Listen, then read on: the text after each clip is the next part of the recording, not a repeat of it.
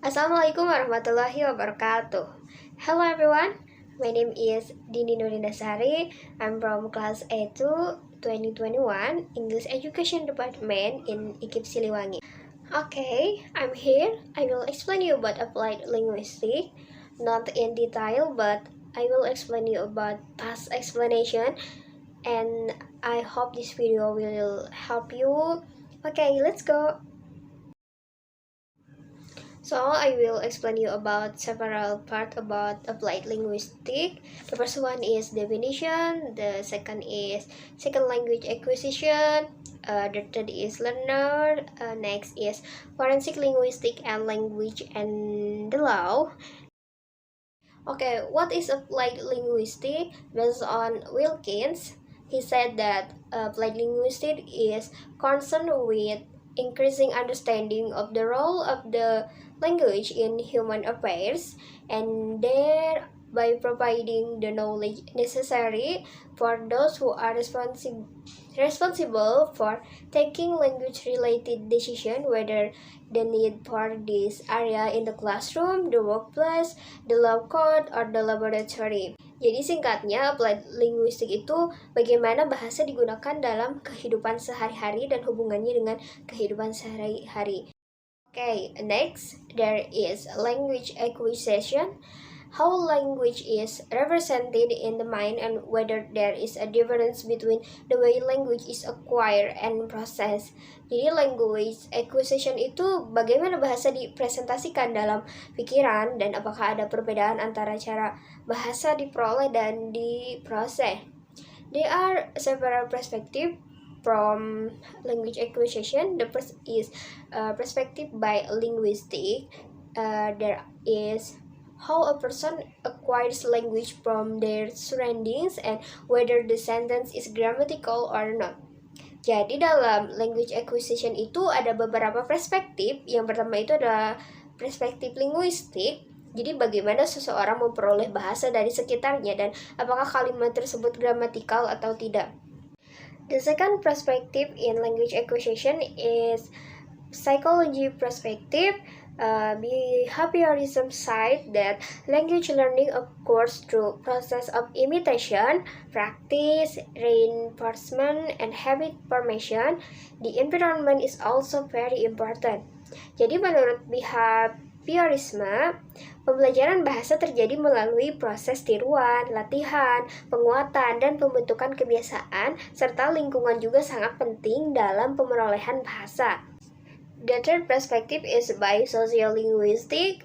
Experts argue that the learning of a second language is closely related to culture and the mind, and that all learning is first social and then individual. Jadi para ahli itu berpendapat bahwa pembelajaran bahasa kedua berhubungan erat antara budaya dan pikiran, dan bahwa sebuah pembelajaran pertama-tama bersifat sosial dan kemudian berubah menjadi individu. Okay, next. There is focus on the language learner, strategy, motivation, and style. The first one is talent. A person who has a talent in the field of language can be pursued by someone who has a persistent and diligent stance. And there are third learning style. The first one is sensory first. Sensory first is like visual, auditory, or kinesthetic. The second is cognitive style. There are synthesizer and analytic. The last is personality. You can be extrovert or introvert, or you can become more abstract or intuitive. Oke, yang selanjutnya itu adalah focus on the learner. Di dalam bagian ini itu dibahas bagaimana motivasi, strategi, dan juga style dalam belajar kalian. Dan yang pertama itu ada seseorang yang berbakat dalam berbahasa itu bisa juga dikalahkan dengan seseorang yang memiliki pendirian dan juga rajin. Sedangkan dalam gaya belajar itu ada 3 jenisnya. Yang pertama itu ada gaya sensorik. Contoh dari gaya sensorik itu seperti visual, auditory, atau kinestetik. Dan yang kedua itu ada gaya kognitif seperti synthesizer dan analitik. Sedangkan yang ketiga itu ada gaya dengan kepribadian, berdasarkan kepribadian. Jadi kalian bisa menjadi seorang extrovert atau terbuka, dan juga kalian bisa menjadi seorang introvert, dan kalian juga bisa menjadi lebih abstrak atau intuitif. Strategy. There are a part of strategy. The first is retrieval strategy, exercise strategy, communication strategy, and cover strategy. Jadi ada 4 strategi dalam belajar bahasa Inggris. Yang pertama itu ada strategi pengambilan, atau bisa juga kita samakan dengan acquisition. Yang kedua itu adalah strategi latihan. Yang ketiga itu ada strategi komunikasi. Dan yang keempat itu adalah cover strategy. Okay, the last from focus on the learner is motivation. Principal methods may be used to generate motivation. There are 3 phases of the motivational process, namely, it needs to be resurrected. The motivation generated must be nurtured and maintained. Self-evaluate which motivation can support us in the future.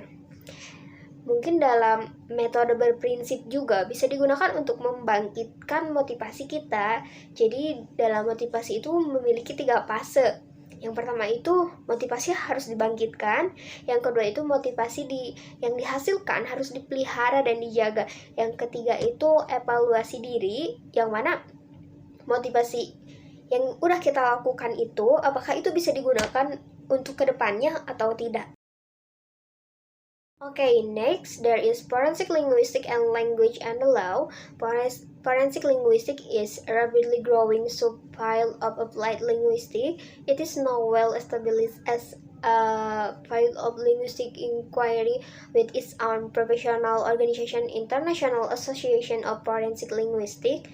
Jadi linguistik forensik adalah sebidang linguistik terapan yang berkembang pesat, juga bekerja sama dengan organisasi profesional.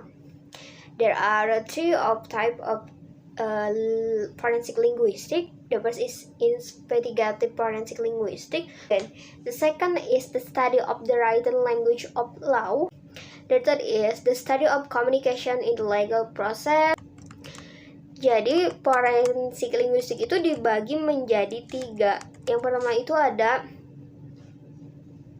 linguistik forensik investigasi, misalnya analisis kepenulisan komparatif, profil sosial linguistik, menentukan makna yang disengketakan, menganalisis interaksi yang disengketakan, pelanggaran merek dagang dan hak cipta, plagiarisme, deteksi penipuan, analisis bahasa untuk penentuan asal, identifikasi bahasa asli. Dan yang kedua itu adalah studi tentang bahasa hukum tertulis, misalnya keterbacaan dan pemahaman bahasa hukum, ambiguitas dalam bahasa hukum, menafsirkan undang-undang, masalah dalam terjemahan hukum, kebijakan bahasa. Dan yang ketiga itu ada studi komunikasi dalam proses hukum, contohnya itu seperti teknik wawancara polisi, wacana ruang sidang korban atau saksi yang rentan, komunikasi legal, dan interpretasi pengadilan. Okay, that's all from me. Thank you for your attention. Wassalamualaikum warahmatullahi wabarakatuh. See you. Bye-bye.